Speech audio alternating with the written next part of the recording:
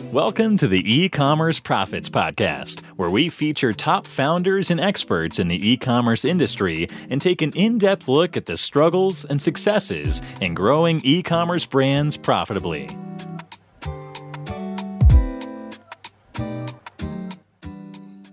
Hey guys, Josh Chin here. I'm the host of the E-commerce Profits Podcast, where we feature top experts and founders in the e-commerce industry, and we go behind the scenes of the struggles and successes in growing a brand. Now, this episode is brought to you by chronos.agency. If you run a direct-to-consumer e-commerce brand that is ready to scale and to double your customer lifetime value through life cycle marketing, Chronos is your company. We've helped hundreds of brands scale profits with email, SMS, and mobile push marketing, while getting an average of 3,500% ROI from our efforts. We've worked with brands like Truly Beauty, The Udi, Elias Skin, and many more. The next step is to email us at sales@chronos.agency, or you can go to chronos.agency to learn more.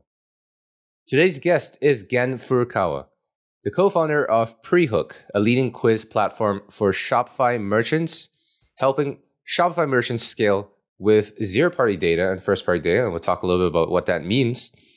Gen has been in e-commerce for over 10 years, with the last 7 years in SaaS, in e-commerce SaaS.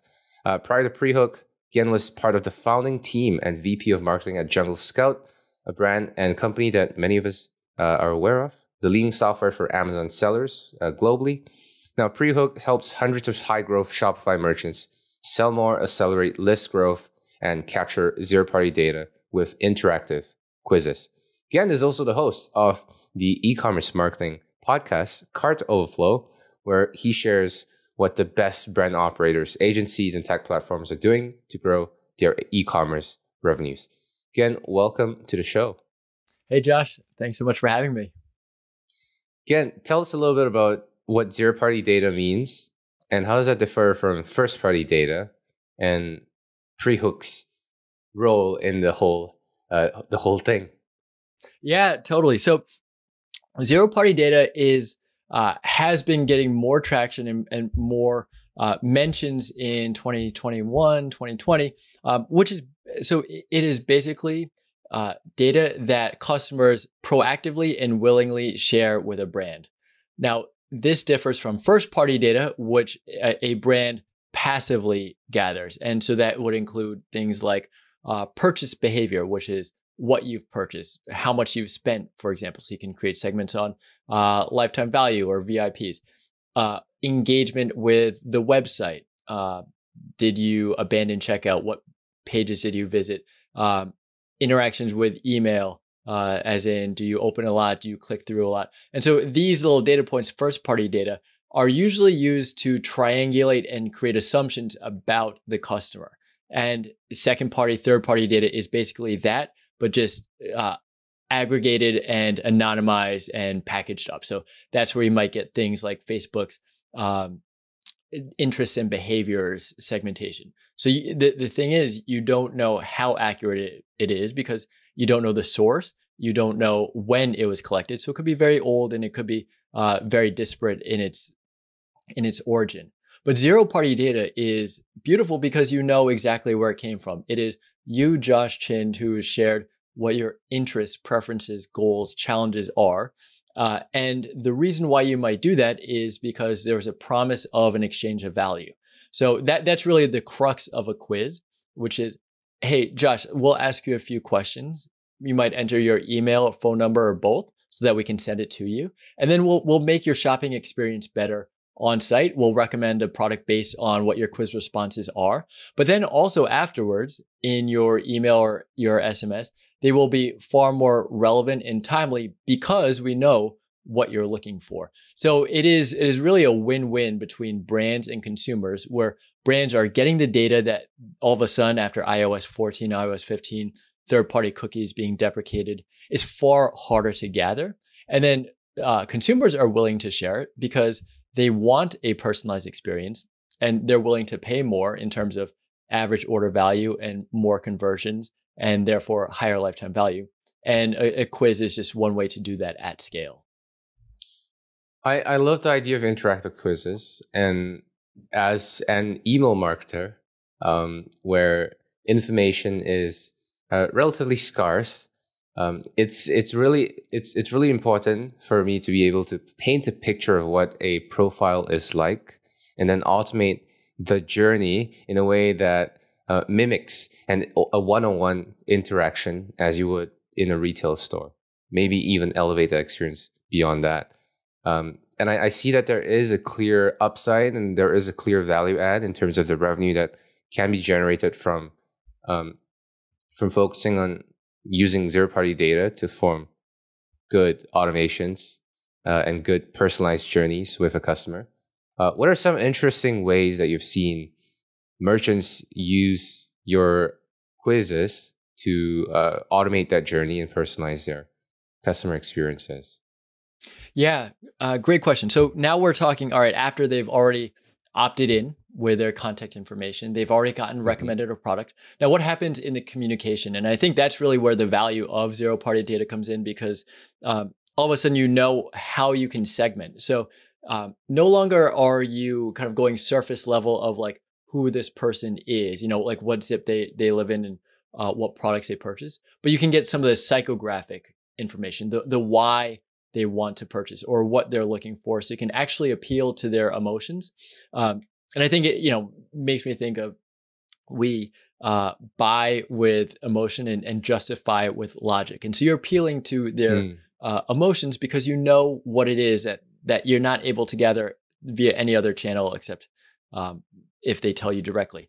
Now, what are the interesting ways that people are doing it? I think if we speak with Klaviyo in particular, it's using a post-quiz flow. And I think structurally, it can be very similar to an abandoned cart flow, where you would just clone your abandoned cart.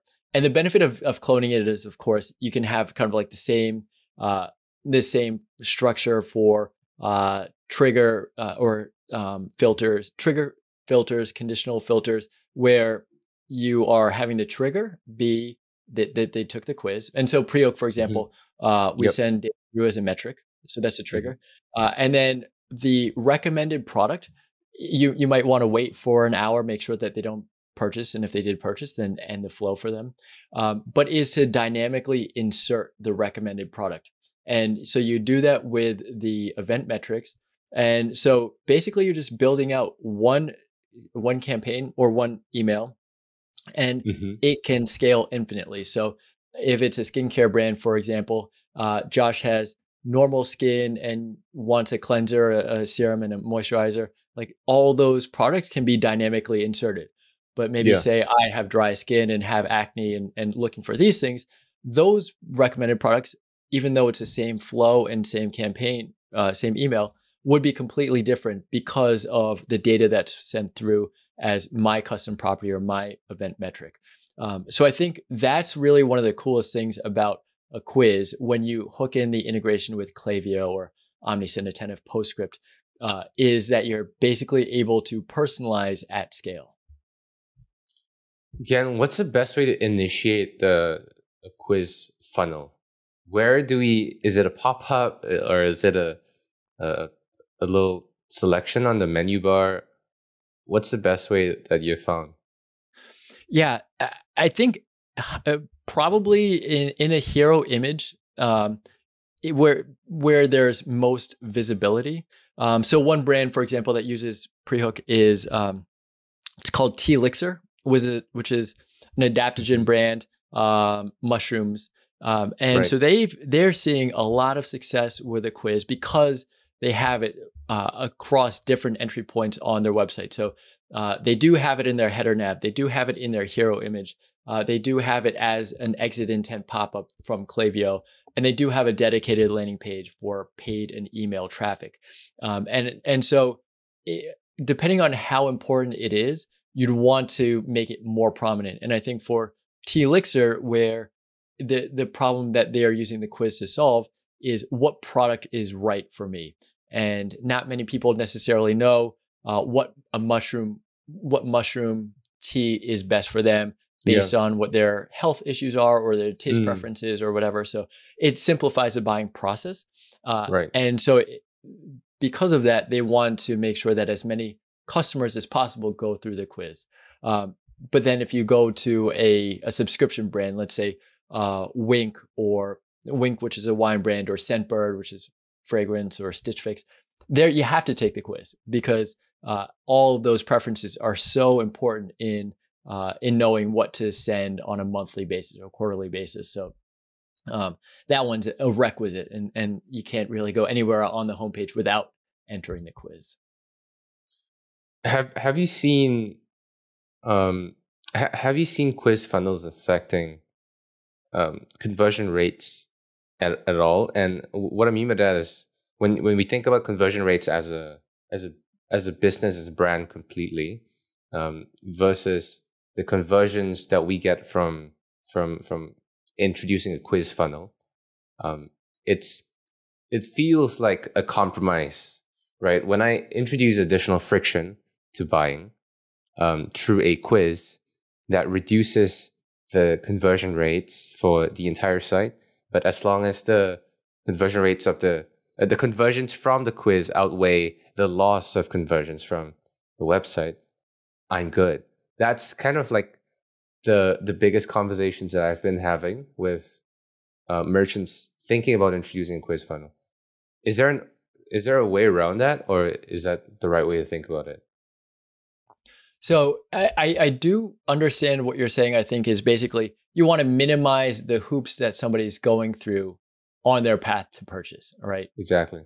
But one of the benefits that offsets that challenge is that the quiz ultimately, if done right, will simplify the buying journey. Because I think if you look at a wine brand or a coffee brand, say Trade Coffee, another great example is if the learning curve might be intimidating, or the anxiety from having to choose or make decisions as a buyer might be off-putting, a quiz can simplify that. And Wink, for example, I really like their quiz because wine can be very esoteric and complicated because people might not know what tannic structure they like or what flavor profiles, but they do know, do they like citrus, or do they like nuts, or do they like coffee, or do they like chocolate? And by kind of making these questions that are more accessible and easier, therefore it makes the end product that much more palatable, I think, as a product to purchase. And that's the exact benefit of, say, a sommelier if you go to a restaurant, or a sales associate if you go to a brick and mortar retail shop, is that they know what their products are, and they know that their inventory. And then it's their job to guide you based on what your needs are. And the quiz is the exact same thing, just in a digital form and at scale. Interesting. Now, what are some of the examples of brands using information that you've collected through Prehook really well on the back end, whether it be through remarketing, email, SMS, and I know that Prehook integrates with some of my personal favorite softwares like Klaviyo, PostScript, Attentive, Omnisend. What kind of examples could you give us? Yeah. So I think the first is the dynamic personalization. So that's, in your campaign builder, you're clicking preview, and then you can see the metric. So Prehook sends data through as a metric. And then there's all of the related metric events. So that's like the title, the price, the product URL. So like I was saying, putting that all together to dynamically personalize, I think, is a really cool use case that some brands are using. And then taking that one step back towards the segmentation, that's where you can really get more granular in how you're targeting your different flows or campaigns.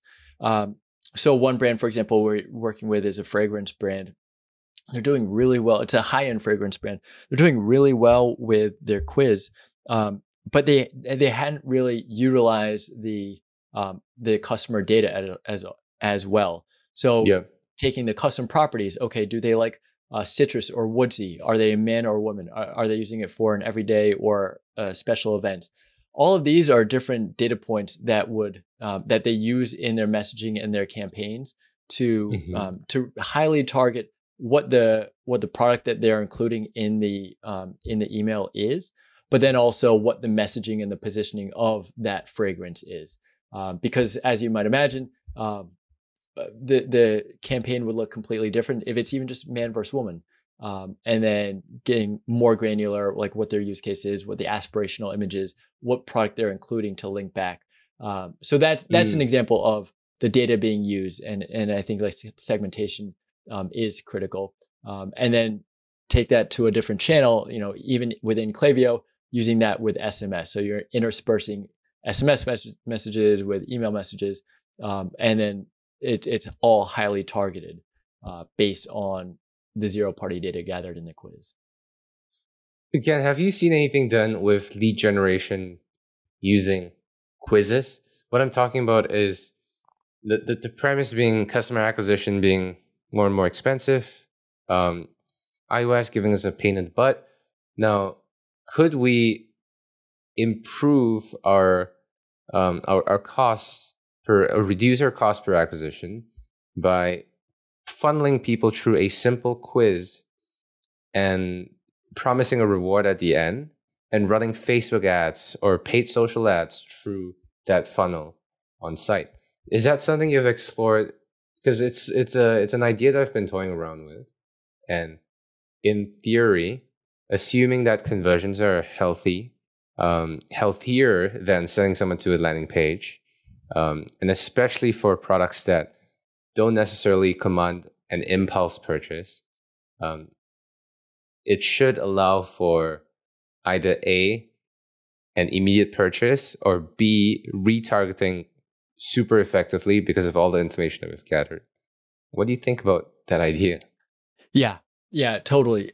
We have seen brands do it, and I often go through the Facebook ads library just to see like, okay, what are different brands using as a hook? Because ultimately you want a good hook in order to get people to stop their thumb scrolling and then click through on the ad. So there's one brand, it's a kind of like a high-end bag brand that uses a Facebook ad. And it's like, what bag is best for you? And I think the premise there, and this is kind of applicable to all Facebook ads, is very interesting because it's appealing to our human emotion, our human need to learn more about ourselves, and that's a curiosity gap. So that's where a quiz can really add a lot of intrigue. And if you imagine maybe like 5 years ago or so, like all these BuzzFeed and New York Times quizzes were highly viral because you take the quiz, you can maybe like categorize yourself in one way, and then you share it with your friends. Okay, I'm this, what are you?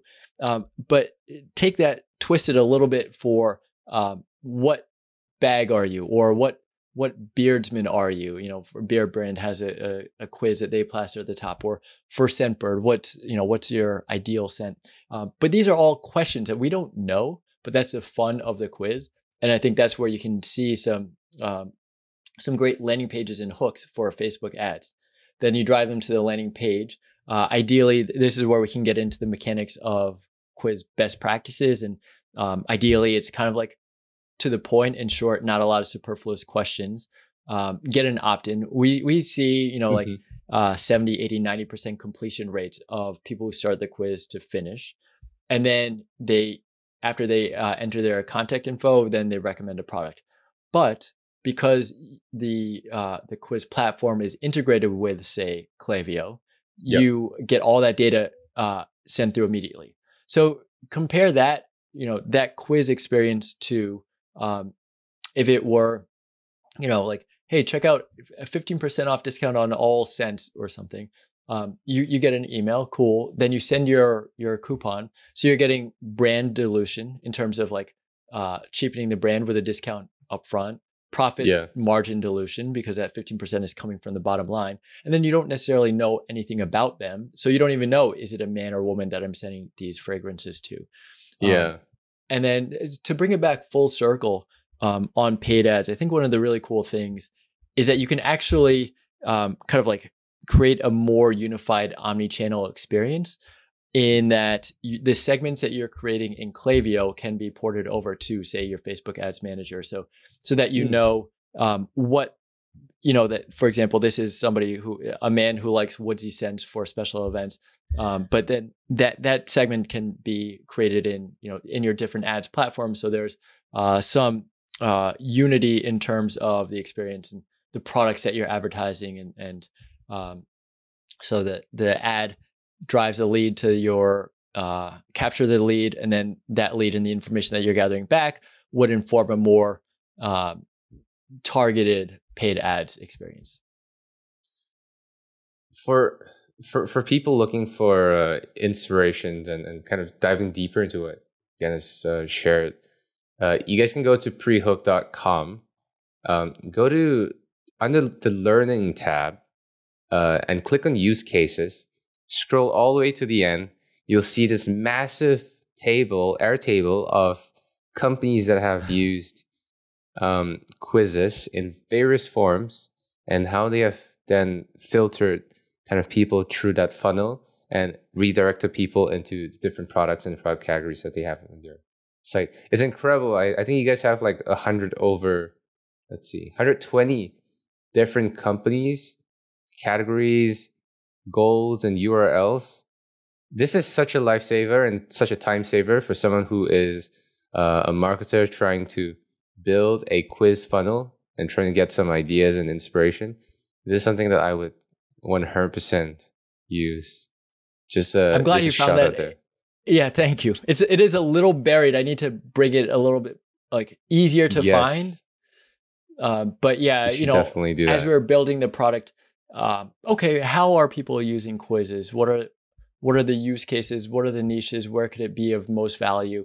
And so yeah, it's like putting it together, and so there's no opt-in, by the way. You can just like go. That's right there. Check it out. It's basically sort of like a blog post. You scroll all the way to the end. You see this massive list of companies and links.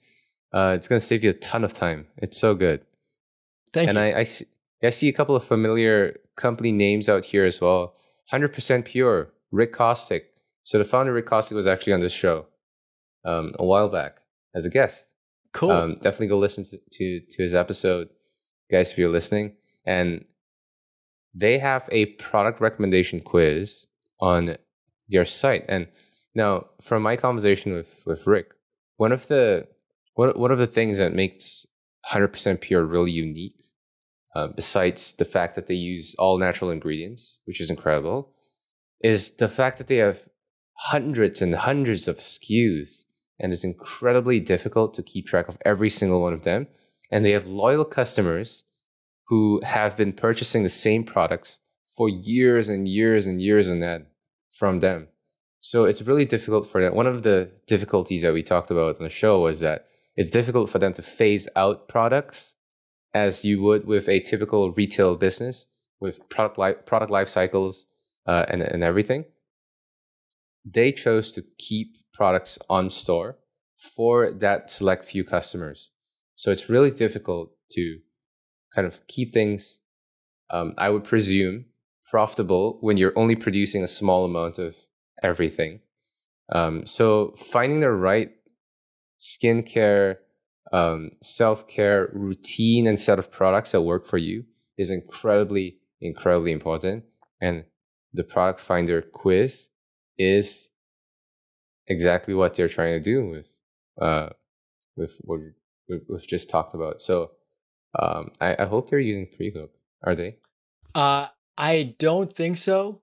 Because I started putting it before we even had Prehook. But yeah, I think we do have some mutual clients or customers, pup naps, for example. They are using Prehook, dog beds. And so I think with any quiz, you can kind of plot out, okay, what is a strategy that they are using? And like pup naps, for example, there are different size dogs, of course. There are different maybe health needs of the dog as it relates to the dog bed. There are different styles, levels of comfort, and then there are different tiers, I think, maybe of like like how plush the pillow is. And so it's one way to just guide them through simple, quick questions. capture the lead, and then recommend the product. And I haven't looked at their quiz on how they're doing performance-wise, but it's a large brand. They have a great product, and they're still using Prehook. So it's awesome. Again, what can we expect from Prehook in the next couple of months, quarters, years? What's the future of Prehook? Yeah, great question. So we are trying to stay as close as possible to the customers, and customers' needs are changing. A couple of things that we're focusing on product-wise is design, trying to make it, like some of the nuances of what a brand has, in their user experience, user interface. Those are critical, and so we're trying to make those as plug and play as possible, as well as some of the analytics. And so you're gathering the data. Now, how do you pull insights from it? Because gathering it just doesn't mean anything if it's not actionable. So I think those are areas that we can make strides forward on. But I think we launched live a little less than a year ago, and we've made great traction so far. And so we're trying to continue to learn from what customers' needs are and build towards that. So if we talk a few years out, you have to ask your customers, and maybe they can tell me what we should be doing then. It's awesome. I love that. And you're basically taking your own advice. Listen to your customers, and you'll be fine. You do way better than most brands out there. Totally. I think that's what people are kind of missing out on. Building without talking to customers and kind of making assumptions without listening to what the market wants. That's a really difficult way of building. So I really love your approach there. Again, for people listening, interested to learn more about what Prehook does and find out whether it's right for their business, where should they go to? And what's the best way to connect with you? Yeah, thanks, Josh. So you can go to the website, prehook.com, prehook.com, and then reach out to me directly, gen@prehook.com. It's my direct email. Would love to help just brainstorm what a quiz might look like, how you could use it, how you could tie it in with your email service providers, and then how ultimately it would contribute to driving more sales, because that's the main goal, I think, is accelerating list growth. And like you're seeing brands with 30% or more from email revenue, capture zero-party data and improve conversion rate. So I personally would love to help. I can build out the quiz, share some ideas, share how you'd use the data. So please feel free to reach out to me. And we have a free 14-day trial. So it's plenty of time to get it up and running and gather some initial data. Awesome. Again, thank you so much for being on the show. And as usual, guys, links will be in the show notes down below. You can go to chronos.agency /podcast to check out the latest episodes. And thank you. See you guys. Listen in on the next one very soon. And before we go, again, what's the best way to contact you? Oh, yeah. So gen@prehook.com is my email, or on Twitter is just Gen Furukawa. And I can send it to you, Josh, because maybe it's easier to click on it. But perfect. On Twitter as well. DM's open. And you're on LinkedIn as well. LinkedIn? Yeah. Facebook? Gen Furukawa. Perfect. Nice thing of not a whole lot of people have the name. So it's definitely a unique name for sure. Yeah. 100%. Again, thank you so much for being on the show. Thanks, Josh. Thanks for listening to the eCommerce Profits Podcast. We'll see you again next time, and be sure to click subscribe to get notified of future episodes.